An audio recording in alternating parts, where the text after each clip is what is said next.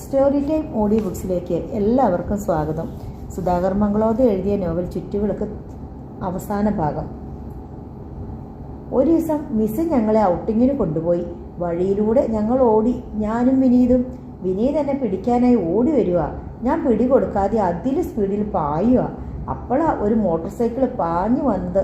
ഞാൻ തെറിച്ച് ദൂരെ. എൻ്റെ അമ്മോ! വാസുവിൻ്റെ കഥ പൂർത്തിയാകും മുമ്പേ ദേവ ആർത്ത് കരഞ്ഞുപോയി. മുഴുവൻ കേൾക്കും മുമ്പേ അമ്മ കരയാൻ തുടങ്ങി. വാസു ചിണുങ്ങി. പിന്നെ നിന്നെ മോട്ടോർ സൈക്കിൾ തെറിപ്പിച്ചു എന്ന് പറഞ്ഞാൽ ഞാൻ പിന്നെ എന്താ ചിരിക്കണോ? എന്നാ കരഞ്ഞോ? ഗൗരവത്തിൽ അവൻ തലയിളക്കി. മോട്ടോർ സൈക്കിൾ മുട്ടിയിരുന്നെങ്കിൽ പിന്നെ എൻ്റെ പൊടി കാണുമോ? മോട്ടോർ സൈക്കിൾ വരണം കണ്ട് ഞാൻ ഒരു വശത്തേക്ക് ഒറ്റ ഓട്ടം. അടുത്തുണ്ടായിരുന്ന കലുങ്കിൽ തട്ടി നേരെ താഴേക്ക്. എന്നിട്ട് ദേവയുടെ ശ്വാസം ഇപ്പോൾ നിലയ്ക്കു എന്ന മട്ടായി. അമ്മ പേടിക്കണ്ട, വാസു ചിരിച്ചു. മിസ്സിന്റെ കരച്ചിൽ കേട്ട് മോട്ടോർ സൈക്കിൾകാരൻ വണ്ടി നിർത്തി. ഓടി വന്ന് താഴേക്ക് ചാടി. താഴെ നിലയില്ലാത്ത വെള്ളം. അതിനകം ഞാൻ 2 കവിൾ വെള്ളം കുടിച്ചു. മോട്ടോർ സൈക്കിൾകാരൻ എന്നെ കരക്കെടുത്ത് കൊണ്ടുവന്നപ്പോഴേക്കും കുടിച്ച വെള്ളം മുഴുവൻ ഛർദ്ദിക്കുകയും ചെയ്തു. എന്നിട്ട് നീ ഈ സംഭവം ഇതുവരെ എന്നോട് പറഞ്ഞിട്ടില്ല. പറയണത് എന്തിനാ? നെഞ്ചിൽ തല്ലി കരയാനോ? ഒരു മുതിർന്നയാളാ എന്നോണമാണ് അവൻ്റെ ചോദ്യം. അന്ന് മുതലാ ഞാനും അങ്കിളും കൂട്ടുകാരായത്. ആ മോട്ടോർ സൈക്കിളുകാരനാണോ നിന്റെ കൂട്ടുകാരൻ? അതെ എന്നു അവൻ തലയാട്ടി. അയാളാ ഈ കാർഡ് തന്നത്? കാർഡ് മാത്രമല്ല, എന്നെ കാണാൻ ഡോർമെട്രിയിൽ വരുമ്പോഴെല്ലാം ബിസ്ക്കറ്റും ടോഫിയും കേക്കും കോമിക്സും എല്ലാം കൊണ്ടുവരും. പിന്നെ ചായപ്പെട്ടികൾ, ബ്രഷുകൾ, മ്യൂസിക് ബോക്സ്. അപ്പോൾ അതൊന്നും നീ കാശ് കൊടുത്ത് മേടിച്ചതല്ലേ? അല്ല എന്ന അർത്ഥത്തിൽ അവൻ മുഖമിളക്കി. അയാൾ എന്തിനാ ഇത്രമാത്രം നിന്റെ ചങ്ങാതിയാവാൻ? അയാൾക്ക് ഭാര്യ മക്കളൊന്നുമില്ലേ? ഇല്ലാത്രേ. മരിച്ചുപോയാ? അങ്കിളിൻ്റെ ആൻറ്റി എവിടെയെന്ന് ഞാൻ ചോദിച്ചപ്പോൾ അയാമേ ബാച്ചിലർ എന്നാണ് പറഞ്ഞത്. ദേവ ചിരിച്ചു. എന്താ അമ്മേ? വാസു ചോദിച്ചു. ദേവ മറുപടി പറഞ്ഞില്ല. പറയുന്നത് എങ്ങനെ? അവൻ്റെ കൂട്ടുകാരൻ അവനെ കാണാനല്ല ഈ വിലപിടിച്ച സമ്മാനങ്ങളുമായി വരുന്നതെന്നും അയാൾ വരുന്നത് അവൻ്റെ മിസ്സിനെ കാണാനായിട്ടെന്നും പറഞ്ഞാൽ അവൻ സങ്കടപ്പെടില്ലേ? ചിലപ്പോൾ സങ്കടപ്പെടില്ലായിരിക്കാം. ഇപ്പോഴത്തെ കുട്ടികൾക്ക് നല്ല മാനസിക പക്വതയുണ്ട്. തൻ്റെ കമൻറ്റ് കേട്ട് അവൻ ചിരിക്കുകയുള്ളൂ. ആട്ടെ, നിന്റെ മിസ് ചെറുപ്പക്കാരിയാണോ? ഏത് മിസ്? അന്ന് ആക്സിഡൻറ്റ് സംഭവിച്ച ദിവസം നിങ്ങളോടൊപ്പം ഉണ്ടായിരുന്ന മിസ്. വയസ്സിയാ? അമ്മയുടെ അവൻ വയസ്സുണ്ടാകും. വെള്ള സാരിയെടുത്ത് കണ്ണട വെച്ച് നരച്ച മുടി ഡൈ ചെയ്ത് നല്ല സ്റ്റൈലായ വരിക. പാവം മിസ്. അവരുടെ വായിലെ പല്ല് ഫോറിൻ സെറ്റ് ആണെന്നാ വിനീത് പറയണത്. ആയിരിക്കും അമ്മേ. കണ്ടാ ഒന്നും തോന്നില്ല. ദേവ ചിരിച്ചുപോയി.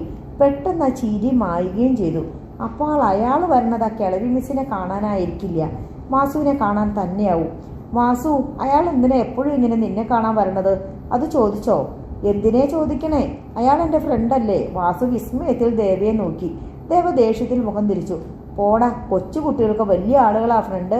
ആര് ചോദിച്ചാലും അങ്കിളാണെന്നേ പറയാവൂന്നാ മൂപ്പർ എന്നെ ചട്ടം കിട്ടിയിരിക്കണേ. എന്നോടും അങ്ങനെ പറഞ്ഞാൽ മതിയെന്നാ പറഞ്ഞിരിക്കണേ. ഓ, അമ്മയൊന്നും അങ്കിളിന് അറിയില്ലേ? അച്ഛനെ മാത്രമേ അറിയൂ. അച്ഛനെ അറിയാമെന്ന് അയാൾ പറഞ്ഞു.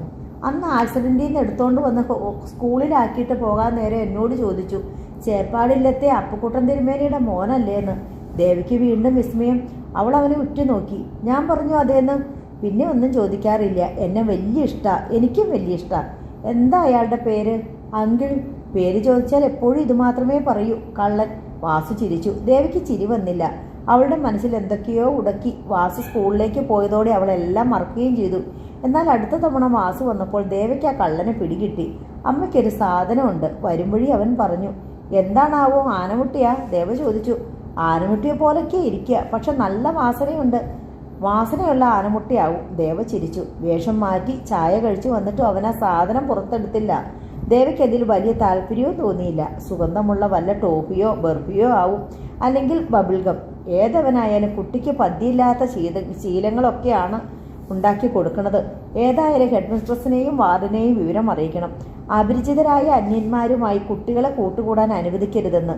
അത്തരം സന്ദർശനങ്ങൾ അവരെ എവിടേക്കാണ് കൊണ്ടെത്തിക്കുക എന്നറിയില്ലല്ലോ. അയാൾ എന്തിനാവും വാസുവുമായി ചെങ്ങാത്തം കൂടുന്നത്? ചെങ്ങാത്തത്തിനപ്പുറം എന്തെങ്കിലും കാര്യസാധ്യമുണ്ടാവും. ഇത്തവണ വാസുവിനെ കൊണ്ടാക്കുമ്പോൾ പ്രിൻസിപ്പലിനോടും വാർഡനോടും വിവരം സൂചിപ്പിക്കണം. ദേവ ഉറച്ചു. ഉറങ്ങാൻ നേരം ദേവ കിടക്ക തട്ടി വിരിക്കുമ്പോഴാണ് വാസു ബാഗ് തുറന്ന് സാധനം എടുത്തത്. ബാഗ് തുറന്നതോടെ നല്ല മണം. ഹായ്, എന്തിൻ്റെ മണം ഇത്? ദേവ അറിയാതെ തിരിഞ്ഞുപോയി. വാസു എന്തോ പിന്നിൽ ഒളിച്ചു പിടിച്ചിരിക്കുകയായിരുന്നു. എന്താ വാസു അത്? സെന്റാ? ആ, വാസു മുഖം വിളക്കി. പിന്നെന്താ കാണട്ടെ? പെട്ടെന്ന് അവൻ ചുരുട്ടി പിടിച്ച കൈ മുന്നിലേക്ക് നീട്ടി കാണിച്ചു.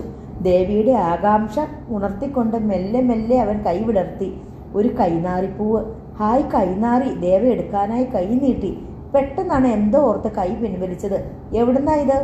അങ്കിൾ തന്നതാ, കൊണ്ടുപോയി വീട്ടിലെ പെട്ടിയിൽ വെച്ചോളാൻ പറഞ്ഞു. ദേവയ്ക്ക് ആ നിമിഷം ആ അങ്കിൾ ആരാണെന്ന് തീർച്ചയായി. വർഷങ്ങൾക്ക് മുമ്പ് ഒരു സന്ധ്യ ക്ഷേത്രത്തിൽ നിന്ന് ഒന്നിച്ചു മടങ്ങുമ്പോൾ കൈതവരമ്പിൽ വെച്ച് പെട്ടെന്നൊരു ചോദ്യം. നാളെ ഞാൻ പോവും. ദേവയ്ക്ക് എന്താ കൊണ്ടുവരണ്ടേ? മിണ്ടാതെ മുഖത്താഴ്ത്തി നിന്നു. പറയൂ. ആദ്യ ശമ്പളം കിട്ടുമ്പോൾ ഞാൻ എന്താ വാങ്ങിക്കൊണ്ട് വരേണ്ടത്? പണം കൊടുത്ത് വാങ്ങുന്ന ഒന്നും വേണ്ട. പിന്നെ പണം കൊടുത്ത് വാങ്ങാണ്ടാത്തതായി ഒന്നേ എനിക്കുള്ളൂ, എൻ്റെയും മനസ്സ്, അതിലെ സ്നേഹം. ചോദിക്കാതെ തന്നെ അതെല്ലാം ദേവയ്ക്കാണ്. എനിക്കൊരു കൈനാറിപ്പൂ കൊണ്ട് തരുമോ? അപ്പോൾ ദേവദാസ് പൊട്ടിച്ചിരിച്ചുപോയി. കൈനാറിപ്പൂവിന് 1 മാസം കാത്തിരിക്കേണ്ട. പട്ടണത്തിൽ പോവുകയും വേണ്ട. ഇവിടെ എങ്ങും കിട്ടില്ല. ഇല്ലത്തെ തൈ ഉണങ്ങിപ്പോയി. പാടത്തുകൂടെ നടക്കുമ്പോൾ എവിടെ നിന്നോ മണം വരാറുണ്ട്. ഉണ്ടോ? ആകാംക്ഷയോടെ തൻ്റെ മുഖത്തേക്ക് നോക്കി. എങ്കിൽ രാത്രി തന്നെ ഞാനത് പൊട്ടിച്ചെടുക്കും. നാളെ ഞാൻ പോകും മുമ്പ് ദേവിയുടെ കയ്യിലെത്തിക്കും. അതിരാവിലെ പോവില്ലേ? പോവും. പക്ഷെ സാധനം നാഗക്ഷേത്രത്തിന് മുന്നിലുള്ള ആ ചെറിയ ഏഴിലമ്പാരയില്ലേ, അതിൻ്റെ പൊത്തിൽ വെച്ചിരിക്കും. പിറ്റേന്നാൾ തൊഴുതിറങ്ങുമ്പോൾ പാലമരത്തിൻ്റെ പോളിൽ കൈയിടാൻ ഭയമായിരുന്നു. വല്ല പക്ഷികളോ പാമ്പ് തന്നെയോ ഉണ്ടെങ്കിലോ? ആരും കാണാതെ വേണം പരിശോധിക്കാൻ.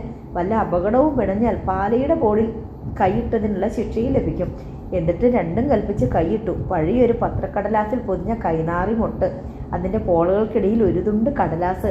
എവിടെയും ഒളിച്ചു സൂക്ഷിക്കാനാവാത്ത ഒന്നാണ് എൻ്റെ ഈ ആദ്യ സമ്മാനം. ശരിയാണ്, ആ സുഗന്ധം ഒരിക്കലും ഒളിച്ചു വെക്കാൻ കഴിയുന്നതായിരുന്നില്ല. അമ്മ എന്താ ഓർക്കണേ? കൈനാറി ഇഷ്ടമല്ലേ? ഇഷ്ടമല്ല. ദേവ മുഖം തിരിച്ചു. ഇഷ്ടമാണ്. ഭൂമിയിൽ ഏറ്റവും ഇഷ്ടപ്പെട്ട സുഗന്ധം ഇതാണ്.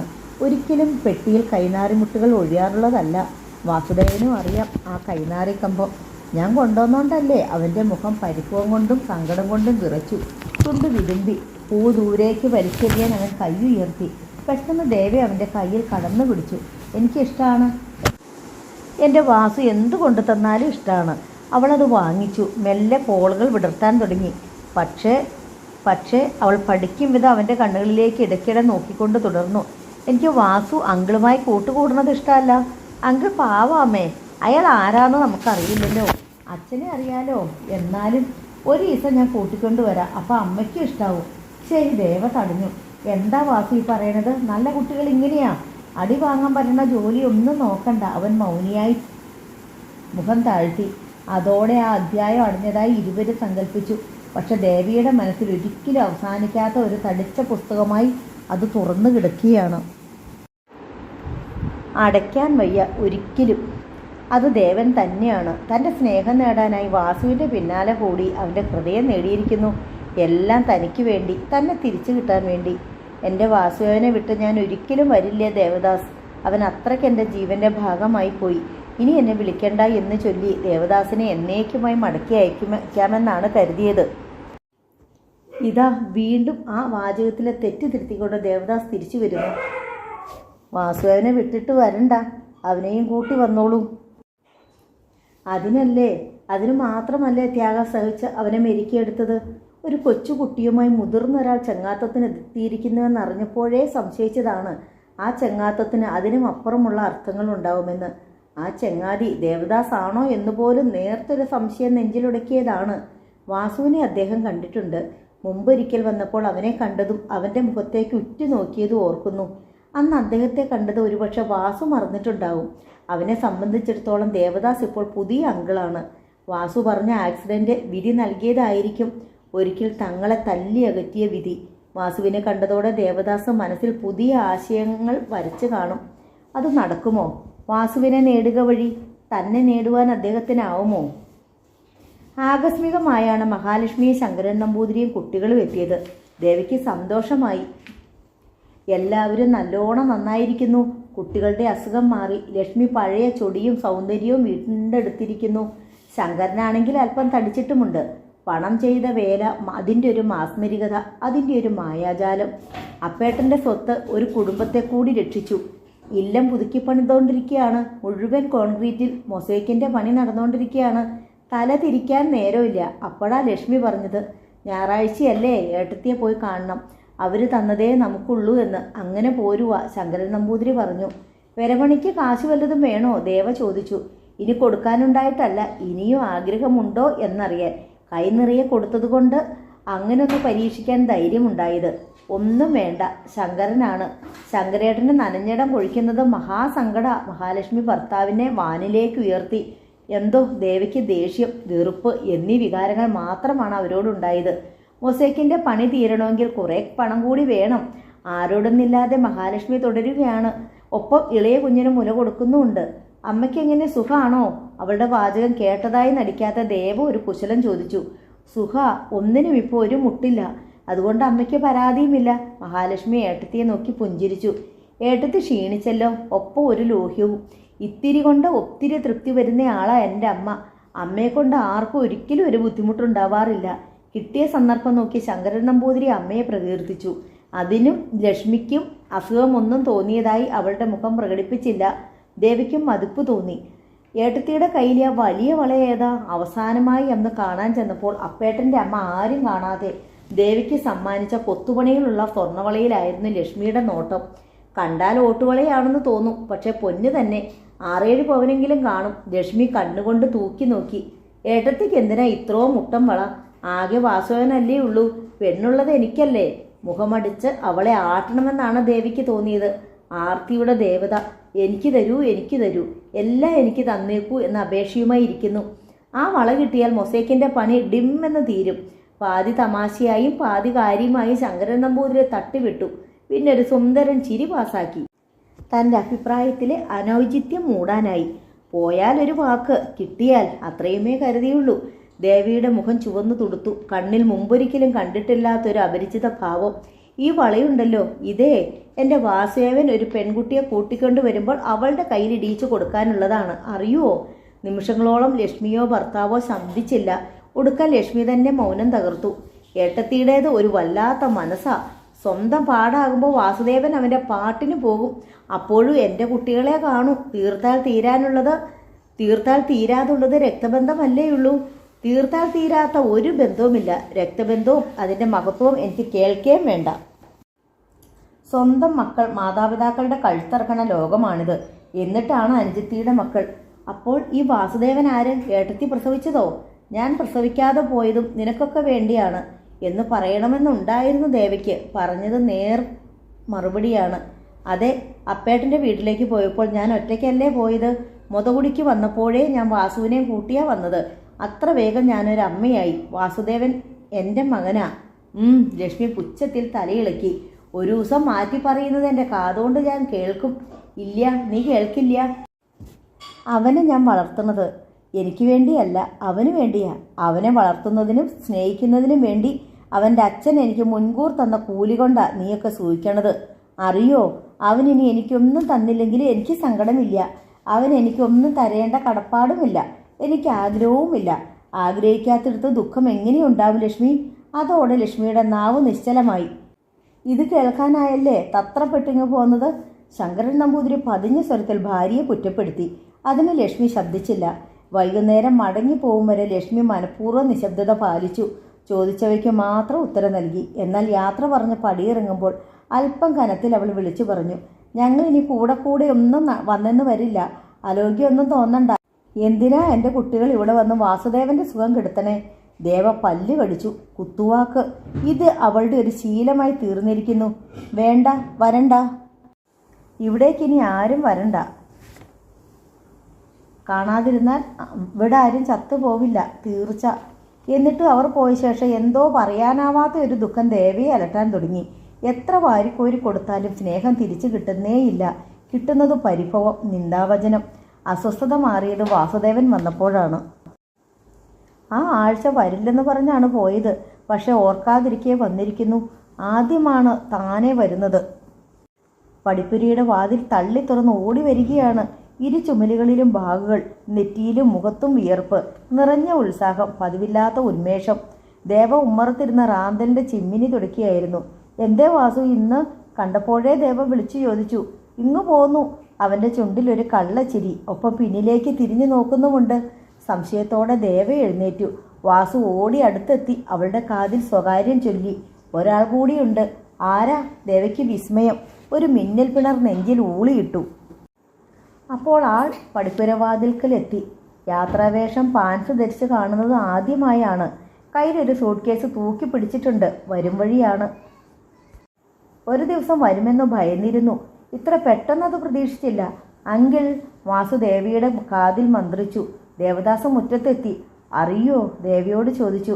വാസുവിൻ്റെ കൂട്ടുകാരനല്ലേ, അവൻ തന്നെ പരിചയപ്പെടുത്തട്ടെ. ദേവ മന്ദഹസിച്ചു. വാസുവിനെ എനിക്ക് പരിചയപ്പെടുത്തിയത് ദേവയാണ്, ഓർക്കുന്നോ? അന്നീ മുറ്റത്ത് നിറയെ കൊന്നപ്പൂക്കുലകൾ. ഞാൻ ഓർക്കുന്നു. പക്ഷെ പാവം വാസു അത് ഓർക്കുന്നുണ്ടാവില്ല. അല്ലെങ്കിൽ അവൻ വലയിൽ വീഴില്ലായിരുന്നു. വാസുദേവൻ രണ്ടുപേരെയും വിസ്മയത്താൽ മാറി മാറി നോക്കുകയാണ്. അങ്കിളിന് അമ്മയെ അറിയാമോ? വളരെ സമയമെടുത്താണ് വാസു ചോദിച്ചത്. എനിക്കറിയാം, പക്ഷെ അമ്മയ്ക്ക് എന്നെ അറിയുമോ എന്ന് ഇപ്പോഴും നിശ്ചയമില്ല, ദേവദാസ് പറഞ്ഞു. പിന്നെ ദേവയെ നോക്കി. എനിക്കറിയാം, എന്നെയല്ലേ അറിയാത്തത്? ദേവ. വാസു അപ്പോഴും മാറി മാറി നോക്കി. ഇവർ കടങ്കഥകൾ പറയുകയാണോ? നമ്മൾ എന്തു പറഞ്ഞാ വാസു ഇങ്ങോട്ട് പോകുന്നത്? ദേവദാസ് വാസുവിനോട് ചോദിച്ചു. അമ്മയെ കൂട്ടിക്കൊണ്ടു പോകാമെന്നും പറഞ്ഞ്. വാസു ദേവയെ നോക്കി. ദേവ വേഗം അകത്തേക്ക് ഓടിപ്പോയി. പിന്നാലെ വാസു ഓടി. ദേവ തിരിച്ചു വന്നത് ചായയുമായാണ്. അപ്പോഴേക്കും വാസു കുളിക്കാനായി അമ്പലക്കുളത്തിലേക്ക് ഓടിയിരുന്നു. എന്നെ കൊണ്ടുപോകാനാണോ വീണ്ടും വന്നത്? ചായലോട്ട വാസു ദേവദാസിന് മുന്നിലെ അരപ്ലേസിൽ വെച്ച് ദേവ ചോദിച്ചു. അതെ. അതിനാവും വാസുവിനെ വശത്താക്കിയത്? അതെ. അതുകൊണ്ട് ഞാൻ വരുമെന്ന് നിരീക്ഷോ? വർഷങ്ങൾക്ക് മുമ്പ് ഒരു ദിവസം വരൂ എന്നൊന്ന് വിളിച്ചതേയുള്ളൂ. എൻ്റെ ഒപ്പം വന്ന ആളല്ലേ? ആ ആൾ ഇപ്പോഴില്ല ദേവദാസ്. ഇപ്പോഴുള്ള ആൾ പിന്നെ ആരാണ്? എനിക്ക് പോലും എന്നെ ശരിക്കും മനസ്സിലാവണില്ല. അത് വലിയ കഷ്ടമാണ്. ദേവദാസ് ചിരിച്ചു. തമാശയല്ല, സത്യ. ദേവയുടെ മുഖത്ത് ഗൗരവമാണ്. എന്തിനാ ദേവ ഇങ്ങനെ മനസ്സിന് ചുറ്റും വലിയ കരിങ്കൽ കോട്ട കെട്ടി ഉയർത്തിയിരുന്നത്? ഒന്ന് തുറന്നിടൂ. അല്പം കാറ്റും വെളിച്ചവും കടക്കട്ടെ. നാം മനുഷ്യരല്ലേ. മനുഷ്യജീവിതത്തിന് ചില ധർമ്മങ്ങളൊക്കെ ഇല്ലേ? ഉണ്ട്, അറിയാം. എന്നിട്ടാണോ ഇങ്ങനെ? എൻ്റെ മനസ്സ് ഇങ്ങനെയായി പോയി. ഭ്രാന്ത് പറയരുത്. ഒരുതരം ഭ്രാന്താന്ന് തന്നെ കരുതിക്കോളൂ. വാസുവിന് എന്നെ ജീവനാണ്. ദേവിയെ സ്നേഹിക്കുന്നത് പോലെ തന്നെ അവൻ എന്നെയും സ്നേഹിക്കുന്നു. അവനെ എനിക്ക് ഇഷ്ടമാണ്. സത്യത്തിൽ ദൈവമാണ് ഞങ്ങളെ ചേർത്തത്, നമ്മെ കൂട്ടിച്ചേർക്കാൻ വേണ്ടി. ദേവ മുഖം താഴ്ത്തി നിന്നതല്ലാതെ ശബ്ദിച്ചില്ല. ഞാൻ വാസുവിനോട് ചോദിച്ചു, വാസുവിൻ്റെ അമ്മയെ കൂടി നമുക്ക് പട്ടണത്തിലേക്ക് കൊണ്ടുപോകുന്നൂടെയെന്ന്. അവൻ സമ്മതിച്ചു. നമുക്കൊന്നിച്ച് താമസിക്കാമെന്ന് പറഞ്ഞപ്പോൾ അവൻ ആ രംഗമോർത്ത് തുള്ളിച്ചാടി. അവനിപ്പോൾ സന്തോഷ തിമിർപ്പിലാണ്. അവൻ്റെ സന്തോഷം കെടുത്തരുത്. ദേവദാസ് വെറും കുട്ടിക്കളിയാണ് കളിക്കുന്നത്. നാം മൂവരിൽ വാസു മാത്രമേ കുട്ടിയുള്ളൂ. എൻ്റെ നോട്ടത്തിൽ ദേവയും കുട്ടിയാണ്. എന്നേക്കാൾ 4-5 വയസ്സിന് എളുപ്പമുണ്ടല്ലോ. നമ്മുടെ ബന്ധം വാസുവിന് അറിയില്ല. നാം ഒന്നിച്ച് ജീവിക്കുന്നു എന്ന് പറഞ്ഞപ്പോൾ അതിൻ്റെ പൂർണ്ണ അർത്ഥം അവൻ ഗ്രഹിച്ചിട്ടില്ല. യാഥാർത്ഥ്യം മനസ്സിലാകുമ്പോൾ അവൻ്റെ പ്രതികരണം എന്തായിരിക്കുമെന്ന് എനിക്കൊട്ട് ചിന്തിക്കാനും കഴിയണില്ല. ദേവ വാസുവിൻ്റെ പെറ്റമ്മയല്ല എന്ന സത്യം അവൻ അറിയില്ലേ? അറിയാം, പക്ഷെ അവനത് ഓർക്കാറില്ല. അപ്പോൾ അവൻ അറിയാം. ദേവദാസിൻ്റെ മുഖം ഗൗരവപൂർണമായി. ആ സ്ഥിതിക്ക് നമ്മുടെ ബന്ധം അവനെ ബാധിക്കില്ല. അവന് വേണ്ടത് നാം കൊടുത്താൽ മതി. അവനുള്ള സ്നേഹം നഷ്ടമാകാതിരുന്നാൽ മതി. പ്രായത്തിൽ കവിഞ്ഞ ബുദ്ധിയുള്ള കുട്ടിയാണവൻ. അതുകൊണ്ട് അവനെല്ലാം സ്വയം മനസ്സിലാക്കാൻ കഴിയും. പക്ഷെ എനിക്കൊരു നിർബന്ധമുണ്ട്. പറയൂ. മരിച്ചുപോയ എൻ്റെ ഭർത്താവിൻ്റെ സ്വത്തുകൊണ്ടാണ് ഒരു ഘട്ടം മുതൽ ഞാനും എൻ്റെ കുടുംബവും ജീവിച്ചത്.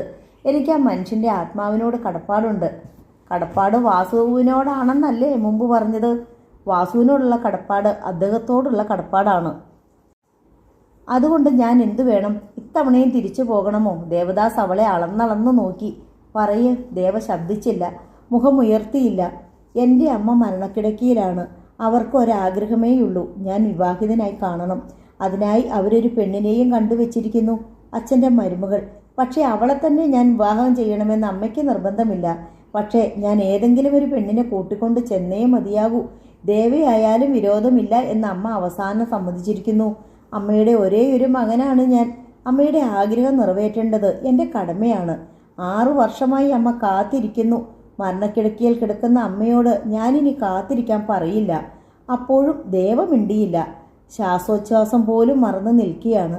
ദേവയ്ക്ക് ഇഷ്ടമില്ലെങ്കിൽ പറയൂ, ഞാൻ പൊയ്ക്കൊള്ളാം. ഇനി ഒരിക്കലും എൻ്റെ ശല്യം ഉണ്ടാവില്ല. ദേവ ഒരുവിധം ശബ്ദമാർജിച്ചു. ഞാൻ വരാം. പക്ഷേ അവൾ അയാളെ ദയനീയമായി നോക്കി. കമോൺ, ദേവദാസ് പ്രോത്സാഹിപ്പിച്ചു. വാസു എൻ്റെ ഏക മകനായിരിക്കാൻ അനുവദിക്കണം. ദേവദാസ് വല്ലാതൊന്നും നടുങ്ങി. നിമിഷങ്ങളിലേക്ക് നിശബ്ദനായി നിന്നു. പിന്നെ പുഞ്ചിരിയോടെ ദേവിയെ നോക്കി. സമ്മതിച്ചിരിക്കുന്നു. സമ്മതിക്കാൻ കാരണം എന്തെന്ന് ദേവയ്ക്ക് അറിയുമോ? ദേവദാസ് ചോദിച്ചു. ഭർത്താവ് വന്ധ്യനാണെങ്കിൽ സ്വന്തം ഒരു കുട്ടിക്ക് വേണ്ടി കൃത്രിമ ബീജസങ്കലനവും കൃത്രിമ ഗർഭോത്പാദനവും നടത്താൻ തയ്യാറാവുന്ന ശാഠ്യം പിടിക്കുന്ന ഭാര്യമാരുടെ ലോകമാണിത്. ഒരു കുട്ടിക്ക് വേണ്ടി പരപുരുഷനെ പ്രാപിക്കാൻ പോലും മടിക്കാത്ത സ്ത്രീകളെ എനിക്കറിയാം. വന്ധ്യയായ ഭാര്യയെ ഉപേക്ഷിച്ച് പുനർവിവാഹത്തിന് തയ്യാറാവുന്ന ഭർത്താക്കന്മാരും ഏറെയാണ്. ഞാൻ ഓർക്കാണ് എന്തിനവരിത്ര ബുദ്ധിമുട്ടണമെന്ന്. മാതാപിതാക്കളുടെ സ്നേഹത്തിന് ദാഹിക്കുന്ന എത്രയോ അനാഥ കുട്ടികളുണ്ടിവിടെ. പക്ഷെ ആർക്കും അവരെ വേണ്ട. കാരണം മനുഷ്യൻ്റെ ജന്തുസഹജമായ സ്വാർത്ഥത. സ്വന്തം കുട്ടി, സ്വന്തം രക്തം, മറ്റൊന്നിനെ സ്നേഹിക്കാൻ അവർക്ക് കഴിയില്ല. ദേവ വിസ്മയഭാവത്തിൽ അയാളെ നോക്കി. എന്താണ് പറഞ്ഞു വരുന്നത്? ഗർഭം ധരിക്കാൻ ശക്തിയുള്ളൊരു സ്ത്രീയാണ് ദേവ. എന്നിട്ടും മറ്റൊരു കുട്ടിക്ക് വേണ്ടി താൻ പ്രസവിക്കാൻ ആഗ്രഹിക്കുന്നില്ലെന്ന് പ്രസ്താവിച്ചിരിക്കുന്നു. ആ ത്യാഗത്തെ ഞാൻ തൊഴുകൈകളോടെ ആദരിക്കുന്നു. ഈ ത്യാഗിനിയെ എനിക്ക് വേണം. അതിനായി ഞാനും ഒരു ത്യാഗം ചെയ്യാം. പക്ഷേ ഈ ത്യാഗം സന്തോഷകരമാണ്. എനിക്ക് വാസുവിനെ വളരെ ഇഷ്ടമാണ്, സ്വന്തം മകനെ പോലെ. ദേവദാസ് ദേവിയുടെ കണ്ണുകൾ നിറഞ്ഞു തുളുമ്പി. ഞാനൊരു വ്യവസ്ഥ വെച്ചു എന്നേയുള്ളൂ. എനിക്കിഷ്ടമാണ്. എവിടെ വരാനും എനിക്കിഷ്ടമാണ്. വാസുവിനെ ഉപേക്ഷിക്കാൻ എൻ്റെ മനസാക്ഷി തയ്യാറല്ലെന്ന് മാത്രം. വാസുവിനെ ഉപേക്ഷിക്കാനോ? ദേവദാസ് കയ്യെത്തി ദേവിയുടെ ചുമലിൽ മെല്ലെ അടിച്ചു. വാസു എൻ്റെ മോനല്ലേ, അവനെ ഉപേക്ഷിക്കാൻ ഞാൻ പറയുമോ? ഞാൻ കുളിച്ചെത്തി. അപ്പോൾ പടിപ്പുരവാതിയിൽ വാസുവിൻ്റെ സ്വരം മുഴങ്ങി. കുട്ടിനിക്കറും ചുമലിൽ നനഞ്ഞ ചുട്ടിത്തോർത്തുമായി അവൻ ഓടിയെത്തി. ഒരു ചാട്ടം, ഒരു മുങ്ങ്, ഒരു തോർത്ത്. ഡിമ്മെന്ന് തീർന്നു പരിപാടി. അങ്കിൾ കാത്തിരിക്കുന്നില്ല എന്നർത്ഥ. അല്ലെങ്കിൽ കുളത്തിൽ മുതലക്കൂപ്പിനും തൊണ്ടാരം കളിക്കും പാർട്ടികൾ ഉണ്ടായിരുന്നു. മുറ്റത്തു നിന്ന് അവൻ വീണ്ടും തലതോർത്താൻ തുടങ്ങി. ദേവ ചെന്ന് തോർത്തു വാങ്ങി അവനെ പിടിച്ച് അടുത്ത് നിർത്തി. ഞാൻ തോർത്തിത്തരാം. പൈപ്പിലെ വെള്ളത്തിൽ കുളിച്ച് ശീലിച്ചിട്ട് കുളത്തിൽ പോയി മുക്രിയിട്ടതാ. വെള്ളം താണാൽ പനി പിടിക്കും. ദേവദാസ് പുഞ്ചിരിയോടെ അവരെ നോക്കിയിരുന്നു. പെറ്റമ്മയും മകനുമല്ലെന്ന് പറഞ്ഞാൽ ആരും വിശ്വസിക്കില്ല. ഈ സ്ത്രീ തൻ്റെ വളർത്തമ്മയാണെന്ന് അവനും അറിയാം. എന്നിട്ടും അവർ ഏറെ താതാത്മ്യം പ്രാപിച്ചിരിക്കുന്നു. ദേവ കൊടുത്തു, അവൾക്ക് തിരിച്ചു കിട്ടുന്നു. സ്നേഹത്തിൻ്റെ പുഷ്കലമായൊരു ലോകം. അതിനുള്ളിൽ തനിക്കും കൂട് വേണം. വാസുവിൻ്റെ തല തോർത്തുന്നതിനിടയിൽ ദേവദാസിനെ നോക്കി ദേവ ചോദിച്ചു. എന്താ നോക്കിയിരിക്കണേ? വേഷം മാറാൻ അലക്കിയ മുണ്ട് തരാം. യാത്ര കഴിഞ്ഞ് വന്നതല്ലേ, കുളിക്ക്. നമുക്ക് മൂവർക്കും ഒന്നിച്ച് അമ്പലത്തിൽ പോവാം. നമ്മൾ മൂവരും ഒന്നിച്ച് അമ്പലത്തിലേക്കോ? ദേവദാസിന് വിസ്മയം. എന്താ മാനം ഇടിഞ്ഞു വീഴുമോ? ഇങ്ങോട്ട് കടന്നു വരണതും ആരെങ്കിലും കണ്ടിട്ടുണ്ടാവും. അതിൻ്റെ വക പരിഹാസം ഇനി ഞാൻ കേൾക്കണം. കൂടെ പോരാനും തീരുമാനിച്ചു കഴിഞ്ഞല്ലോ. ആ സ്ഥിതിക്ക് ഇനി ഒളിക്കുന്നത് എന്ത്? ദേശക്കാർക്ക് പാടിത്തുള്ളാൻ ഒരു വാർത്തയായിക്കോട്ടെ. ദേവയ്ക്ക് ധൈര്യമുണ്ടെങ്കിൽ. എൻ്റെ ധൈര്യക്കുറവ് കൊണ്ടല്ലല്ലോ നമ്മുടെ ആദ്യ യാത്ര മുടങ്ങിയത്. എൻ്റെ ധൈര്യക്കുറവാകും, അല്ലെങ്കിൽ പ്രായോഗിക ബുദ്ധിക്കുറവ്. പോട്ടെ, കഴിഞ്ഞത് മറക്കാം. ഇപ്പോൾ ആ കാലമൊക്കെ മാറി. ഇനി നമ്മൾ ഒളിച്ചോടിയാലും ദേശക്കാർ നമ്മുടെ പിറകെ വരില്ല. കൂവും കല്ലെറിയും. അതിപ്പോഴും പ്രതീക്ഷിക്കാം. എൻ്റെ വാസുകൂട്ടിൻ്റെ മേലെ കല്ല് വീഴാതിരുന്നാൽ മതി. ദേവ ചിരിച്ചു. വാസുവിനെ ചേർത്ത് പിടിച്ചു. ഇവരെന്താവാൻ പറയുന്നത് എന്ന അത്ഭുതമാണ് വാസുവിൻ്റെ കണ്ണിൽ. അവൻ ഇരുവരെയും മാറി മാറി നോക്കി. പിന്നെ എന്തോ പിടികിട്ടിയതുപോലെ ഒരു കള്ളച്ചിരി കടിച്ചിറക്കി. നമ്മൾ മൂന്നും ഒന്നിച്ച് താമസിക്കുന്നതിനോട് വാസുകൂട്ടിന് യോജിപ്പ് കുറവില്ലല്ലോ? ദേവദാസ് ചോദിച്ചു. അപ്പോൾ നമ്മൾ ഒന്നിച്ച് താമസിക്കുമെങ്കിൽ? അതിന് വാസുവിൻ്റെ അമ്മ കൂട്ടിക്കൊണ്ടു പോവാനല്ലേ നമ്മൾ ഇങ്ങോട്ട് വന്നത്? വാസു പുഞ്ചിരിച്ചു. സംതൃപ്തിയുടെ പുഞ്ചിരി. പിന്നെ ശങ്കയോടെ ദേവയെ നോക്കി. അമ്മ വരുമോ? ഞാൻ വരണോ? ദേവ കള്ളച്ചിരിയോടെ അവനെ ഒളിഞ്ഞു നോക്കി. വരണം. എന്നാ വരാം. ദേവ അപ്പോൾ ചിരിച്ചുപോയി. അമ്മ എന്തിനാ ചിരിക്കണേ? ഒന്നുമില്ല, ചുമ്മാ.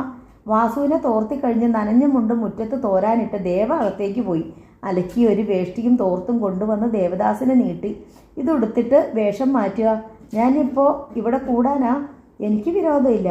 പാടത്തിനക്കരെ എൻ്റെ ഒരു മുത്തശ്ശനുണ്ട്. ഒന്ന് ചെന്ന് കാണണമായിരുന്നു. അപ്പോൾ അച്ഛനും അമ്മയോ? രണ്ടുപേരും ഇപ്പോൾ എന്നോടൊപ്പം പട്ടണത്തിലാണ്. സ്വന്തം ഒരു വീട് വാങ്ങി. അമ്മ തീരെ കിടപ്പിലാണ്. അമ്മയുടെ അന്ത്യാഭിലാഷമാണ്. അയാൾ ദേവയെ നോക്കി. ദേവ പുഞ്ചിരിച്ചു. നാണം പുരണ്ട പുഞ്ചിരി. ക്ഷേത്രത്തിൽ പോയി വന്ന ശേഷം മുത്തശ്ശനെ കാണാൻ പോയാൽ പോരെ? മതി, എങ്കിൽ കുളിച്ചു വരൂ. വാസു, അവൾ വിളിച്ചു. നീ അങ്ങളിനെ കൂട്ടുചെല്ല്. വാസു ട്രൗസർ മാറ്റി മുടിച്ചീവി ഒരുങ്ങി വന്നു കഴിഞ്ഞു. ഞാൻ അപ്പോഴേക്കും ചായ വയ്ക്കാം. ദേവ അകത്തേക്ക് പോയി. ചായപാത്രത്തിൽ വെള്ളം വെട്ടിത്തിളയ്ക്കുമ്പോൾ അവളുടെ മനസ്സ് നിറഞ്ഞു തുളുമ്പുകയായിരുന്നു. സകല നിബന്ധനകളും ദേവദാസ് സന്തോഷപൂർവ്വം സമ്മതിച്ചിരിക്കുന്നു. മടക്കി അയക്കാൻ വേണ്ടിയാണ് കടുത്ത നിബന്ധനകൾ ചികഞ്ഞെടുത്തത്. ഇപ്പോൾ തോന്നുന്നു ആ നിബന്ധനകളെ ഭയന്ന് ദേവദാസ് തിരിച്ചു പോയിരുന്നെങ്കിൽ അതൊരു തീരാത്ത നഷ്ടമാകുമായിരുന്നെന്ന്. മനസ്സ് തകർന്നു പോകുമായിരുന്നുവെന്ന്, ജീവിതം ശൂന്യമാകുമായിരുന്നുവെന്ന്. മനഃപൂർവ്വമായിട്ടല്ലെങ്കിലും ആ സ്നേഹത്തെ എന്നും പരീക്ഷിക്കുകയായിരുന്നു. ഒരു ഘട്ടം മുതൽ തനിക്ക് ജീവിതമെന്നാൽ ആദർശപാലനവും കടമ നിറവേറ്റലുമായിരുന്നു. സ്വന്തം മനസ്സിനെ പോലും പട്ടിണിക്കിടുകയായിരുന്നു.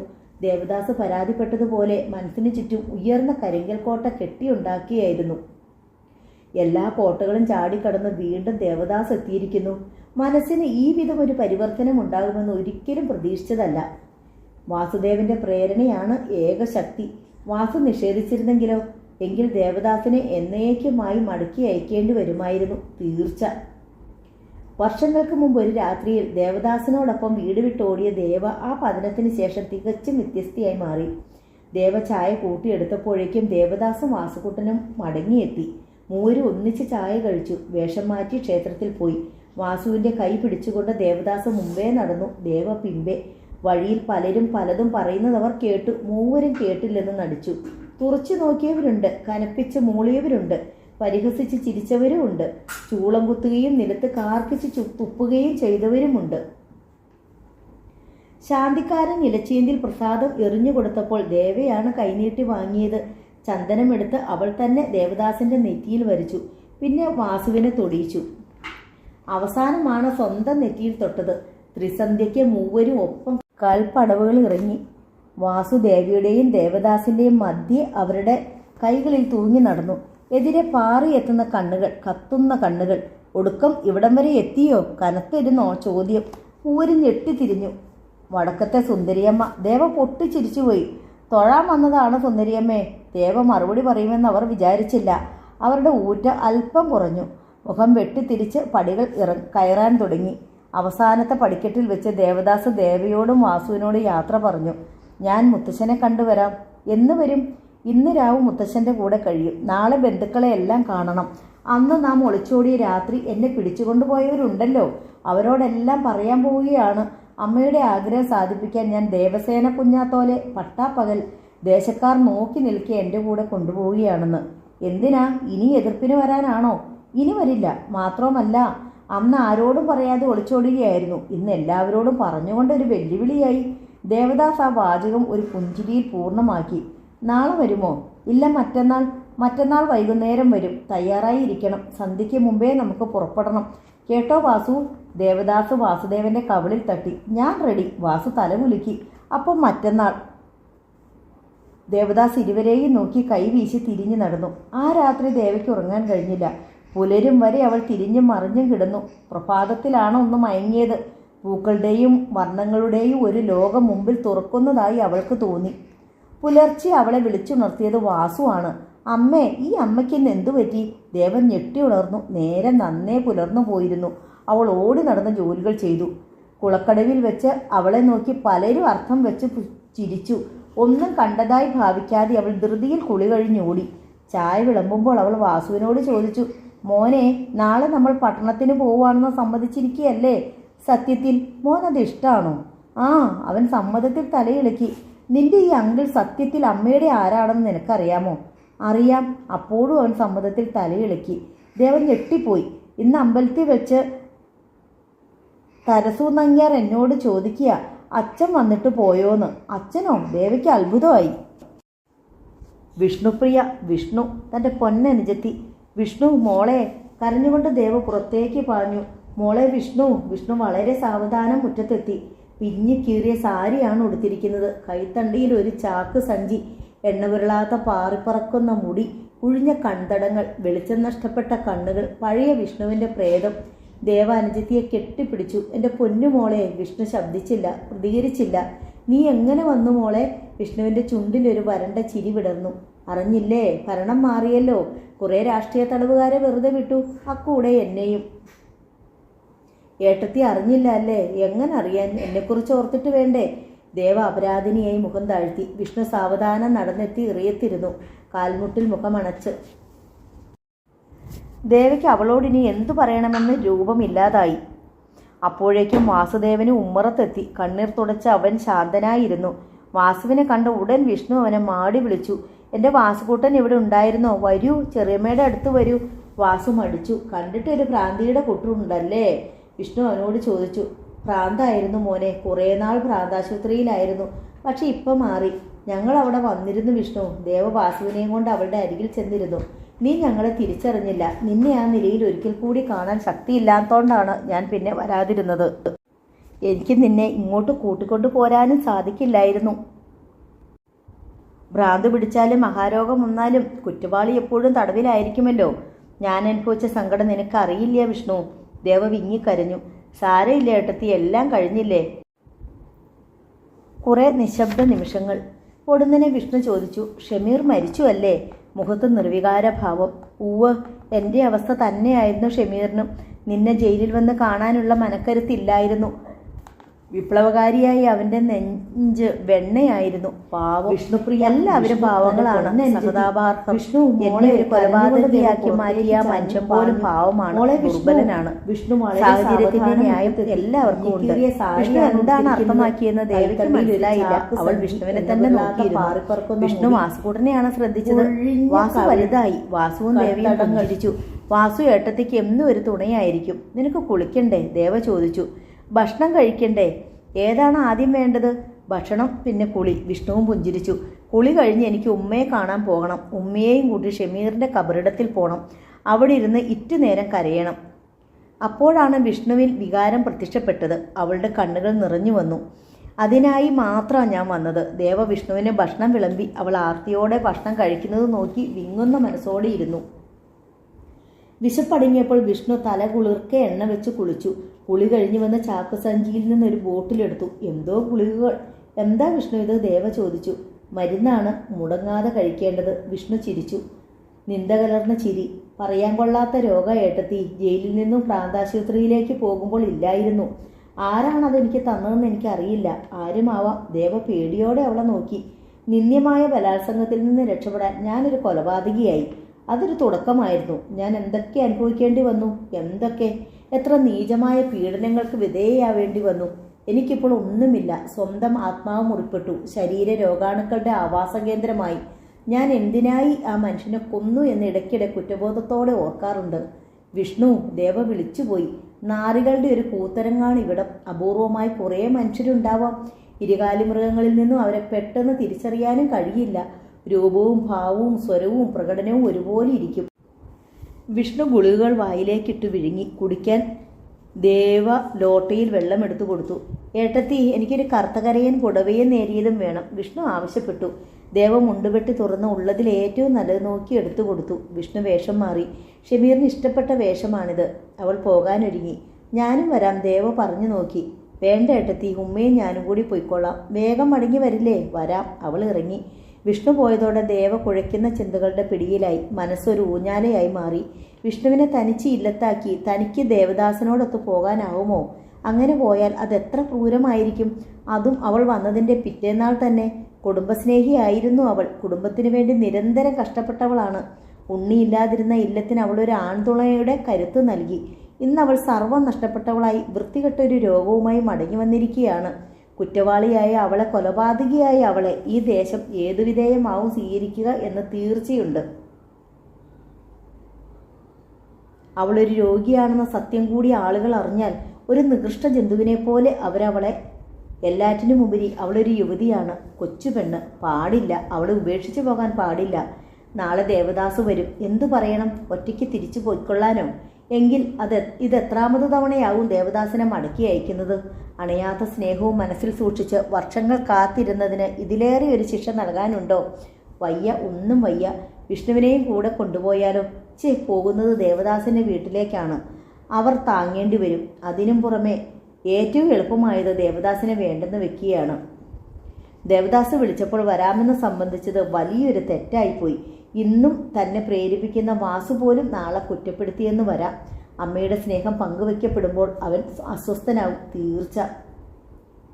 ഭാര്യയിൽ തനിക്കൊരു കുട്ടിയെ ലഭിക്കില്ലെന്ന വൈപരീത്യം ദേവദാസിനെ പോലും മാറ്റിമറിച്ചെന്നു വരാം. ജീവിതം ദൂരക്കാഴ്ചയിൽ എന്ന പോലെ മധുരതരമാവില്ല അനുഭവിച്ചറിയുമ്പോൾ. ദേവദാസിനെ തിരിച്ചയക്കാൻ തന്നെ അവൾ തീരുമാനിച്ചു. വിഷ്ണുവും ഉമ്മയും പള്ളിപ്പറമ്പിൽ ഷമീറിൻ്റെ കബറിടത്തിലെത്തി. വിഷ്ണുവിന് ഉമ്മയെയോ ഉമ്മയ്ക്ക് വിഷ്ണുവിനെയോ നിയന്ത്രിക്കാനായില്ല. ഇരുവരും വളരെ നേരം അവിടെ കുത്തിയിരുന്നു. വിഷ്ണു കബറിൽ മുഖമണച്ച് കിടന്നു. ഒടുക്ക ഉമ്മ തന്നെയാണ് അവളെ പിടിച്ചെഴുന്നേൽപ്പിച്ചത്. മടങ്ങുമ്പോൾ വിഷ്ണു ഉമ്മയോട് ചോദിച്ചു, ഉമ്മ, ഞാൻ കൂടി നിങ്ങളോടൊപ്പം കഴിഞ്ഞോട്ടെ? ഒട്ടും ആലോചിക്കാതെ ഉമ്മ തടഞ്ഞു. പറ്റൂല മോളെ, എനിക്കും ഈ പള്ളിപ്പറമ്പിൽ ഒരു കബറിടം വേണം, എൻ്റെ മോൻ്റെ അടുത്ത്. നീ എൻ്റെ കൂടെ താമസിച്ച മനുഷ്യന്മാർ നമ്മ രണ്ടുപേരെയും വെറുതെ വിടില്ല. വരും ജന്മം മോളൊരു ഇസ്ലാമായി ജനിക്ക്, നമുക്കൊന്നിച്ച് താമസിക്കാം. ഇപ്പോൾ ഉമ്മ ഒറ്റയ്ക്ക് ആ കുടിലിൽ കഴിഞ്ഞോളാം. വല്ലപ്പോഴും എൻ്റെ മോള് വന്നാൽ മതി. ഉമ്മയെ കുടിലിലാക്കി വിഷ്ണു ഇല്ലത്ത് മടങ്ങിയെത്തി. രാത്രി ഊണ് കഴിക്കുമ്പോൾ വാസു ചോദിച്ചു, നാളെ നമ്മൾ പട്ടണത്തിലേക്ക് പോകുമ്പോൾ ചെറിയമ്മേനെയും കൊണ്ടുപോകൂ അമ്മേ? ദേവ അപ്പോൾ മുഖം താഴ്ത്തിയിരുന്നു. വിഷ്ണു മനസ്സിലാകാത്തതുപോലെ ദേവിയെയും വാസുവിനെയും നോക്കി. നാളെ വൈകുന്നേരമല്ലേ അങ്കിൾ വരുമെന്ന് പറഞ്ഞിരിക്കുന്നത്? വാസു വീണ്ടും. അങ്കിളോ? വിഷ്ണു വിസ്മയത്തിൽ ദേവിയെ നോക്കി. വാസുക്കുട്ടൻ ചോദിക്കുന്നത് എന്താണ് ഏട്ടത്തി? നിമിഷങ്ങൾ വേണ്ടി വന്ന് ദേവിക്ക് മറുപടി തയ്യാറാക്കാൻ. ദേവദാസ് എന്നെ വന്ന് വിളിച്ചിരിക്കുകയാണ്, വാസുവിനെയും കൂട്ടി കൂടെ ചെല്ലാൻ. വിഷ്ണുവിൻ്റെ മുഖം പൊടുന്നനെ പൂവായി വിടർന്നു. നേരെ ഏട്ടത്തി? ദേവ സമ്മതഭാവത്തിൽ മുഖമിളക്കി. നേര്. വാസുക്കുട്ടനെ ഏൽക്കാൻ അദ്ദേഹം തയ്യാറാണെന്നോ? വാസുവാണ് വിളിച്ചുകൊണ്ട് വന്നത്. അവന് വലിയ ഇഷ്ടമാണ്. എനിക്ക് എന്തെല്ലാം സമ്മാനങ്ങൾ വാങ്ങി തന്നിട്ടുണ്ടെന്നോ? വാസു വാചാലനായി, സ്വരത്തിൽ അഭിമാനം. അങ്കിളിന് എന്നെ വലിയ ഇഷ്ടമാണ്. വാസുവിനോ? വിഷ്ണു പുഞ്ചിരിയോടെ അവൻ്റെ മുഖത്തേക്ക് ഉറ്റുനോക്കി. എനിക്കും. ഏട്ടത്തി ഒത്തിരി സങ്കടം സഹിച്ചോളാം. ഇപ്പോൾ ഒരു തീരം കണ്ടല്ലോ. ദേവ മിണ്ടാതെ മുഖം താഴ്ത്തിയിരുന്നു. അപ്പം നാളെ പോകൂല്ലേ? വിഷ്ണു ചോദിച്ചു. ഇല്ല, ഉറച്ച മറുപടി. ദേവിക്ക് കരച്ചിൽ വരുന്നുണ്ടായിരുന്നു. ഇല്ലേ? പിന്നെ? വാസുവിന് ചുണ്ടി വന്നു. വിഷ്ണുവിനെ ഇവിടെ ഒറ്റയ്ക്കാക്കി ഞാൻ എങ്ങും പോവില്ല ഏട്ടത്തി. വിഷ്ണുവിൻ്റെ സ്വരം ഉയർന്നു. വായിലേക്ക് ഉയർത്തിയ ഉരുള അവൾ കിണ്ണത്തിലിട്ടു. ചെറിയമ്മേ, നമുക്ക് കൂടെ കൊണ്ടുപോവാം അമ്മേ, വാസു പറഞ്ഞു. ദേവിയോ വിഷ്ണുവോ അവനെ ശ്രദ്ധിച്ചില്ല. ഏട്ടത്തി എന്താ പറഞ്ഞേ? വിഷ്ണു ചോദിച്ചു. ഏട്ടത്തി പോകുന്നില്ലെന്നോ? എനിക്കെന്താ ഒറ്റയ്ക്ക് ഇല്ലത്ത് കഴിഞ്ഞാൽ? ജയിലിൽ കഴിഞ്ഞവളാണ് ഞാൻ. എനിക്ക് എന്താ ഇനി നഷ്ടപ്പെടാനുള്ളത്? അതൊന്നും എനിക്കറിയില്ല. നിന്നെ വിട്ടിട്ട് സുഖിക്കാനായി ഞാൻ പോവില്ലെന്ന് മാത്രം. ഏട്ടത്തിക്കറിയോ, ജീവിതം ഒരു ഞാണിന്മേൽ കളിയാണ്. ബുദ്ധി കൊണ്ട് കളിക്കുന്നവർ മിടുക്കന്മാർ, വികാരം കൊണ്ട് കളിക്കുന്നവർ ഭ്രാന്തർ. ശ്രീപുകഴയത്ത് നാരായണൻ നമ്പൂതിരിയുടെ 5 മക്കളും വികാരം കൊണ്ട് കളിച്ചവരാണ്. ജന്മാന്തയായ ഉണ്ണിമായ പോലും എൻ്റെ സഞ്ചിയിൽ ഇനി ഒന്നുമില്ല. ഉള്ള മുത്തുകളെല്ലാം ഞാൻ ഒഴുക്കിലെറിഞ്ഞു കളഞ്ഞു. തുലച്ചു ദേവേട്ടത്തി. നിങ്ങൾക്കൊരിത്തിരിയെങ്കിൽ മുത്തെങ്കിലും ശേഷിച്ചിട്ടുണ്ടെങ്കിലോ അതെങ്കിലും സ്വാർത്ഥകമാക്കൂ. നീ രോഗിയാണ്. നിന്നെ ഈ പ്രാന്തൻ ദേശക്കാരെ ഏൽപ്പിച്ച്. ഇല്ല മോളെ, ഞാൻ പോവില്ല. ഏട്ടത്തി പോകണം. ഈ ഇല്ലത്തെ ഒരെണ്ണമെങ്കിലും സുഖമായി ജീവിക്കണം. മഹാലക്ഷ്മി സുഖമായി ജീവിക്കുന്നുണ്ടല്ലോ. ദേവേട്ടത്തി സുഖമായി ജീവിക്കണം. ഞാനൊരു കാര്യം ചെയ്യാം, രാവിലെ തന്നെ മഹാലക്ഷ്മിയുടെ വീട്ടിലേക്ക് പോയിക്കൊള്ളാം. ദേവ മറുപടി പറഞ്ഞില്ല. കുടുംബത്തിന് വേണ്ടി കത്തി തീർന്നവളാണ് നീ. അതെ, ഒരു തീബന്ധമായി ഞാൻ നിന്ന് കത്തി കെട്ടു.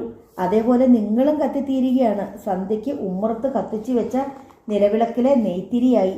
നിന്നെ അനിശ്ചിതത്വത്തിൽ വിട്ടിട്ട് ഞാൻ പോണോ മോളെ? വേണം. ഞാൻ അനിശ്ചിതത്വത്തിലല്ല. എൻ്റെ ജീവിതം എന്തെന്നും എങ്ങനെയാവണമെന്നും എനിക്ക് നല്ല നിശ്ചയമുണ്ട്. നാളെ നിങ്ങൾ ഉണരും മുമ്പേ ഞാൻ ഇവിടെ നിന്ന് പോകും, മഹാലക്ഷ്മിയുടെ വീട്ടിലേക്ക്. പറഞ്ഞതുപോലെ അവൾ ചെയ്തു. രാവിലെ ദേവ ഉണർന്നു നോക്കുമ്പോൾ വിഷ്ണു കിടന്ന പായിൽ ഒരു കത്ത്. ഞാൻ ലക്ഷ്മിയുടെ വീട്ടിലേക്ക് പോകുന്നു. വിഷ്ണു പോയി എന്ന അറിവ് കുറേ സമയത്തേക്ക് ദേവിയിൽ തികഞ്ഞ മൗഢ്യം ഉളവാക്കി. എന്നാൽ വാസുവിൻ്റെ പ്രേരണകൾ അവളെ വീണ്ടും ഉത്സാഹവതിയാക്കി. അവൾ കുളിച്ചു. വാസുവിനോടൊപ്പം ക്ഷേത്രത്തിൽ പോയി പ്രാതൽ കഴിച്ചു. അമ്മയും മകനും ഒന്നിച്ചിരുന്ന് കൊണ്ടുപോകേണ്ട സാധനങ്ങൾ ഒരുക്കി. നാമിനി ഇങ്ങോട്ട് വരില്ലേ അമ്മേ? തീർച്ചയായും വരും. ഈ ഇല്ലം നമ്മുടേതാണ്. എല്ലാം നേരെയായാൽ ഒരിക്കൽ നമുക്ക് വരേണ്ടി വരും. ഒരു ദിവസം നമുക്ക് വന്ന് വിഷ്ണു ചെറിയമ്മയും കൊണ്ടുപോകാം. ദേവപിതൃക്കളുടെ അസ്ഥിമാടങ്ങളിൽ വിളക്കുകൾ കൊളുത്തി പ്രാർത്ഥിച്ചു യാത്ര ചോദിച്ചു. അതിനിടയിൽ ഊണും കറികളും തയ്യാറാക്കി. പ്രതീക്ഷകളുടെ കുരുത്തോലുകൾ മനസ്സിൽ അലങ്കരിച്ചിരുന്നുവെങ്കിലും വേർപാടിൻ്റെ നേർത്ത വിഷാദം അവളെ മൂകയാക്കി. അടുത്ത നിമിഷം അവളുടെ മുഖം വാടി. ഒരു നടുക്കം അവളെ പൊതിഞ്ഞു. വാതിൽ കടന്നു വന്നത് വിഷ്ണു ആയിരുന്നു. കുനിഞ്ഞ ശിരസോടെ തളർന്ന കാൽവയ്പ്പുകളോടെ അവൾ മുറ്റത്തെത്തി. നടന്നു തളർന്നതുപോലെ. ആകെ വീർത്തു കുളിച്ചിട്ടുണ്ട്. എന്തേ ഇത്ര വേഗം തിരിച്ചു പോകുന്നത് എന്ന് ചോദിക്കാൻ ദേവ ഇഷ്ടപ്പെട്ടില്ല. പിന്നെ എന്താണ് അവളോട് ചോദിക്കുക? തന്നെ ദേവദാസിനോടൊപ്പം പറഞ്ഞയക്കുന്നതിനായി നേരം പുലരും മുമ്പേ ലക്ഷ്മിയുടെ വീട്ടിലേക്ക് പാഞ്ഞതാണ്. വിഷ്ണു മുറ്റത്ത് തന്നെ നിന്നു കുനിഞ്ഞ ശിരസോടെ. എന്തു പറ്റി മോളെ? വിഷ്ണു മുഖമുയർത്തി. ശങ്കരൻ നമ്പൂതിരി പറഞ്ഞു, വല്ലോ 10 or 100 തരാം, ഇല്ലത്തേക്ക് തന്നെ തിരിച്ചു പോയിക്കോളാൻ. ജയിലിൽ നിന്ന് തിരിച്ചു വന്ന ഒരാളെ ഈ ഇല്ലത്ത് താമസിക്കണത് അദ്ദേഹത്തിൻ്റെ ബന്ധുക്കൾക്ക് ഇഷ്ടമാവില്ലത്രേ. എന്നിട്ട് ഇത് കേട്ടിട്ട് ലക്ഷ്മി ഒന്നും പറഞ്ഞില്ലേ? പറഞ്ഞു, ഇല്ലത്ത് ദേവേട്ടത്തി ഉണ്ടല്ലോ എന്ന്. ദേവ നിശബ്ദം നിന്നുപോയി. വിഷ്ണു തുടർന്നു, ഞാൻ പറഞ്ഞു ദേവേട്ടത്തി ദേവദാസിൻ്റെ ഒപ്പം പോവുകയാണെന്ന്. അപ്പോൾ ദേവേട്ടത്തി ഇനി ഇല്ലത്തിൻ്റെ പേര് കെടുത്താൻ ഒരുമ്പെടുവാണോ എന്നാണ് അവൾ ചോദിച്ചത്. ഇല്ല, ദേവ ശബ്ദിച്ചു. ഞാൻ ഇല്ലത്തിൻ്റെ പേര് കെടുത്തില്ല. ഞാൻ എങ്ങും പോണില്ല. അമ്മേ, വാസുവിന് ശരിക്കും ദേഷ്യം വരുന്നുണ്ടായിരുന്നു. ഏട്ടത്തി പോകും, എനിക്കറിയാൻ പോകുമെന്ന് വിഷ്ണു ഉറക്കെ പറഞ്ഞു. ദേവേട്ടത്തിയെ ഞാൻ പറഞ്ഞു വിടും, അതിനാ ഇപ്പോൾ ഞാൻ വന്നത്. ഇല്ല, ഇനി എൻ്റെ തീരുമാനത്തിന് മാറ്റമില്ല. ദേവയുടെ ശബ്ദത്തിൽ മുമ്പില്ലാത്ത കനപ്പ്. അവൾ ചെന്ന് വിഷ്ണുവിൻ്റെ കൈ കവർന്നു. ആർക്കു വേണ്ടെങ്കിലും നിന്നെ എനിക്ക് വേണം. നിന്റെ ദേവേട്ടത്തി ഒരിക്കലും നിന്നെ വേണ്ടാന്ന് വെക്കില്ല. ഏട്ടത്തി എന്നെ വേണ്ടാന്നും വേണമെന്നും വെക്കണ്ട. ഞാൻ ഇവിടെ കഴിഞ്ഞോളാം, ഈ എല്ലത്തിൻ്റെ ഒരു മൂലയിൽ. ഏട്ടത്തി അദ്ദേഹത്തിൻ്റെ ഒപ്പം പോയാൽ മതി. ദേശക്കാർക്ക് കടിച്ചു കീറാനായി നിന്നെ ഇവിടെ തനിച്ചാക്കി ഞാൻ പോവില്ല കുട്ടി. ഞാൻ മഹാലക്ഷ്മിയല്ല, ദേവസേനയാണ്. ഞാൻ മഹാലക്ഷ്മിയോ ദേവസേനയോ അല്ല, വിഷ്ണുപ്രിയയാണ്. എനിക്ക് ആരുടെയും ഔദാര്യം വേണ്ട. എനിക്ക് വേണ്ടി ആരും ഒരു ത്യാഗവും സഹിക്കേണ്ട. നിന്റെ അനുവാദം വേണ്ട എനിക്ക്. വേണ്ടി വരും. വിഷ്ണുവിൻ്റെ കണ്ണിൽ കനലുകൾ. മോളെ, ദേവ അവളുടെ ചുമലിൽ പിടിച്ചു. നമുക്ക് രണ്ടുപേർക്ക് ഇവിടെ ഒന്നിച്ച് താമസിക്കാം. വാസു നമ്മുടെ രണ്ടുപേരുടെയും മകനായി നമ്മോടൊപ്പം ഇവിടെ ഉണ്ടാവും. എനിക്കിനി ദാമ്പത്യ ജീവിതം വേണ്ട. ഞാനൊരു വിധവയാണ്. വിധവയാവണമെങ്കിൽ ആദ്യം ഭാര്യയാവണം. അഗ്നിസാക്ഷിയെ താലി ചാർത്തിയിട്ടും ഏട്ടത്തി ഇന്നും കന്യകയാണ്. കന്യക എങ്ങനെ വിധവയാകും? ശരീരത്തേക്കാൾ വലുതാണ് വിഷ്ണു മനസ്സ്. മനസ്സുകൊണ്ട് ഞാൻ അപ്പേട്ടൻ്റെ ഭാര്യയായിരുന്നു. അതുകൊണ്ട് ഞാൻ ഇന്ന് അദ്ദേഹത്തിൻ്റെ വിധവയുമാണ്. എത്രയോ വിധവകൾ പുനർവിവാഹിതരാവുന്നുണ്ട്. പക്ഷേ ഞാൻ അതിനി ആഗ്രഹിക്കുന്നില്ല. ഈ തോന്നൽ ഞാൻ തിരിച്ചു വന്ന ശേഷമാണല്ലോ ഉണ്ടായത്. പോകാനെല്ലാം പാക്ക് ചെയ്ത് കഴിഞ്ഞു. ഞാൻ കാരണം ആ യാത്ര മുടങ്ങുക സാധ്യമല്ല. നീ കാരണമല്ല. എനിക്കെന്തോ പൊടുന്നതിന് എൻ്റെ കഴിഞ്ഞ തീരുമാനങ്ങൾ തെറ്റായിരുന്നുവെന്ന് തോന്നി. തീരുമാനമല്ല തെറ്റിയത്, സാഹചര്യമാണ്. വിഷ്ണു വേഗം അകത്തേക്ക് പോയി. പുറകെ ചെല്ലാനായി ദേവ തിരിഞ്ഞു. പെട്ടെന്നാണ് പടുപ്പിരവാതിൽ വീണ്ടും കരഞ്ഞത്. ദേവ തിരിഞ്ഞു നോക്കി. ദേവദാസ് യാത്രയ്ക്കുള്ള വേഷത്തിലാണ്. കയ്യിൽ ബാഗുകളും സൂട്ട്കേസും. ദേവ നിന്നിടത്ത് തന്നെ നിന്നുപോയി. ദേവദാസിൻ്റെ ചുണ്ടിൽ നിറപുഞ്ചിരി. അങ്കിളെന്ന് ആർത്തുകൊണ്ട് വാസു ഓടിച്ചെന്ന് ദേവദാസിനെ കെട്ടിപ്പിടിച്ചു. ദേവദാസ് അവളെ പാളി നോക്കി. ശില പോലുള്ള ആ നിൽപ്പ് സംശയമുളവാക്കി. എന്തു പറ്റി? എന്തേ ദേവയെ ആകെ അപ്സെറ്റായി? ഒന്നുമില്ല. ദേവ ഒന്നിളകി. ഇനി എന്തു പറയണമെന്നറിയില്ല. വേഗം യാത്രയായിക്കോളൂ. നേരത്തെ നമുക്കിറങ്ങാം, ദേവദാസ് അറിയിച്ചു. ഞാൻ വരുന്നില്ല, എനിക്ക് വരാൻ പറ്റില്ല. ഉറച്ച ശബ്ദം. ദേവദാസ് നടുങ്ങിപ്പോയി. എന്തുകൊണ്ട് വരാൻ പറ്റില്ല? അയാളുടെ ശബ്ദം വല്ലാതെ ഉയർന്നു. വിഷ്ണു ജയിലിൽ നിന്ന് വന്നിട്ടുണ്ട്. അവളെ തനിയെ വിട്ടിട്ട് എനിക്ക് ഇല്ലത്ത് നിന്ന് ഇറങ്ങാനാവില്ല. സ്തംഭിച്ച് നിൽക്കാനേ ദേവദാസിന് കഴിഞ്ഞുള്ളൂ. വാസുവിനും അനങ്ങാനായില്ല. ഏതോ മുട്ടായുക്തി പറയാൻ പോവുകയാണ് ദേവ എന്ന് കരുതിയ ദേവദാസിന് വിഷ്ണുവിൻ്റെ കഥ കേട്ടപ്പോൾ പിന്നെ ഒന്നും മിണ്ടാനായില്ല. അവളെ ഇവിടെ ഒറ്റയ്ക്കാക്കി പോരാൻ എനിക്ക് കഴിയില്ല. അവൾ ജയിലിൽ നിന്നെത്തിയ ഒരു കൊലപാതകിയാണ്, രോഗിണിയുമാണ്. യഥാസ്ഥിതികരുടെ ഈ ദേശം എൻ്റെ അനുജത്തിയെ പിച്ച് ചീന്തും. എനിക്കറിയാം. ഞാൻ അവളെ ഇവിടെ ഇട്ടിട്ട് പോവുകയെന്നാൽ ആത്മഹത്യയിൽ വലിച്ചെറിഞ്ഞിട്ട് പോവുകയെന്നാണ് അർത്ഥം. എനിക്കതിന് ശക്തിയില്ല. എന്നോട് ക്ഷമിക്കൂ. ഈ തീരുമാനം അന്തിമമാണോ? അതെ. ദേവയുടെ ശബ്ദം അവൾ പോലും അറിയാതെ ദൃഢമായി. എൻ്റെ അമ്മ നമ്മെ കാത്തിരിക്കുകയാവും. എന്നോട് ക്ഷമിക്കൂ. അവൾ ദീനമായി കൈകൂപ്പി. ദേവിയെ കൂട്ടിക്കൊണ്ട് ചെല്ലാമെന്ന് ഞാൻ അമ്മയ്ക്ക് വാക്കു കൊടുത്തിരുന്നു. ദേവി ഇല്ലാതെയാണ് ഞാൻ ചെല്ലുന്നതെങ്കിൽ ഇക്കുറി ഞാൻ അമ്മയുടെ മറ്റൊരു വാക്ക് അനുസരിക്കേണ്ടി വരും. അച്ഛൻ്റെ മരുമകളുടെ കഴുത്തിൽ താലി ചാർത്തേണ്ടി വരും. ദേവ ശബ്ദിച്ചില്ല. ദേവദാസ് അവളുടെ പ്രതികരണത്തിന് കാത്തതുമില്ല. അയാൾ തുടർന്നു. അങ്ങനെ സംഭവിച്ചാൽ പിന്നീട് ഒരിക്കലും ഞാൻ ഈ ഗ്രാമത്തിലേക്ക് മടങ്ങി വരില്ല. അയാൾ സാവധാനം എഴുന്നേറ്റു. ബാഗുകൾ എടുത്ത് ചുമലിലിട്ടു. അരപ്ലേസിൽ നിന്ന് സൂട്ട്കേസ് വലിച്ചെടുത്തു. ദേവയെ നോക്കി പുഞ്ചിരിച്ചു. ആ പുഞ്ചിരി ദയനീയമായി. അയാളുടെ കണ്ണുകൾ നിറഞ്ഞു വന്നു. വാസുകുട്ട, ദേവദാസ് വിളിച്ചു. അയാൾക്ക് പിന്നിൽ ചിത്രത്തൂണിൽ ചുറ്റിപ്പിടിച്ച് തൂണോട് മുഖമണച്ച് വിങ്ങി കരയുകയായിരുന്നു വാസു. ദേവദാസ് അവനെ ചേർത്ത് പിടിച്ച് മുടിയിലൂടെ വിരലോടിച്ചു. അങ്കിൽ പോട്ടെ മോനെ. പെട്ടെന്ന് അവൻ അയാളെ കെട്ടിപ്പിടിച്ച് ഉറക്കെ കരഞ്ഞു. ഇനി ദേവദാസിനും നിയന്ത്രണം വിട്ടു. ഇനി നമ്മൾ കണ്ടില്ലെന്ന് വരാം, പക്ഷേ അങ്കിൾ ഒരിക്കലും വാസുകൂട്ടനെ മറക്കില്ല. എനിക്ക് എത്ര മക്കളുണ്ടായാലും എൻ്റെ മൂത്ത മകൻ നീയായിരിക്കും. എത്ര കാലം കഴിഞ്ഞാലും വാസുവിന് എന്നെ തേടി വരാം. എന്നിൽ നിന്ന് എന്തു ആവശ്യപ്പെടാം. പക്ഷേ ഞാനായി ഒരിക്കലും എന്നെ തേടി വരില്ല. വാസുവിൻ്റെ അമ്മയ്ക്ക് ഇനിയൊരു സങ്കടവും ഞാൻ മൂലം ഉണ്ടാവില്ല. ദേവദാസ് തിരിഞ്ഞ് ഒതുക്കുകൾ ഇറങ്ങി. ചുമരിൽ മുഖമണച്ച് നിന്നിരുന്ന ദേവ പെട്ടെന്ന് ഉറക്ക തേങ്ങി. ദേവദാസ് തിരിഞ്ഞു നോക്കി. ഒരു നിമിഷം കഴിഞ്ഞ് വീണ്ടും നടന്നു. വേഗം കൂട്ടി നടന്ന് പടിപ്പുര കടന്നു. വാസു ഓടിയെത്തി അമ്മയെ കെട്ടിപ്പിടിച്ചു. അവൾ കരച്ചിൽ നിർത്തിയില്ല. വാസു അവൾക്കാരുമല്ല. ഇപ്പോൾ പുറത്തേക്ക് ഇറങ്ങിപ്പോയ മനുഷ്യനൊഴികെ ആരും അവൾക്കാരുമല്ല. ദേവദാസിനെ ഞാൻ എന്നേക്കാൾ സ്നേഹിക്കുന്നു. അദ്ദേഹത്തെ എനിക്ക് വേണം. ആർക്കും വേണ്ടി ഞാൻ അദ്ദേഹത്തെ വേണ്ടെന്ന് വെക്കില്ല. പുറത്തേക്ക് ഇറങ്ങി ഓടാൻ അവളുടെ മനം വെമ്പി. പക്ഷെ വാസു അവളെ ചുറ്റിപ്പിടിച്ചിരിക്കുകയാണ്. കുതറാൻ അവൾക്ക് ശക്തിയില്ലായിരുന്നു. വാസു അമ്മയെയും ചേർത്ത് പിടിച്ചുകൊണ്ട് അകത്തേക്ക് നടന്നു. ശ്രീലകവാതിൽക്കൽ എത്തിയപ്പോൾ അവർ നിന്നു. വാസു ആണ് ആദ്യം അത് കണ്ടത്. അവൻ ചെറിയമ്മേ എന്ന് വിളിച്ച് ഭ്രാന്തമായി കാറി. ഞെട്ടി മുഖമുയർത്തിയ ദേവിയും കണ്ടു. അവൾ ശബ്ദിച്ചില്ല, ചലിച്ചില്ല. ഭൂമി സ്പർശിക്കാതെ തൂങ്ങി നിൽക്കുന്ന 2 പാദങ്ങൾ, നെരിയാണി മൂടുന്ന കറുത്ത കരിയൻ പുടവ. നോവൽ അവസാനിച്ചു. എല്ലാവർക്കും സഹകരണത്തിന് നന്ദി. പുതിയൊരു നോവലുമായി നമുക്ക് വീണ്ടും കാണാം.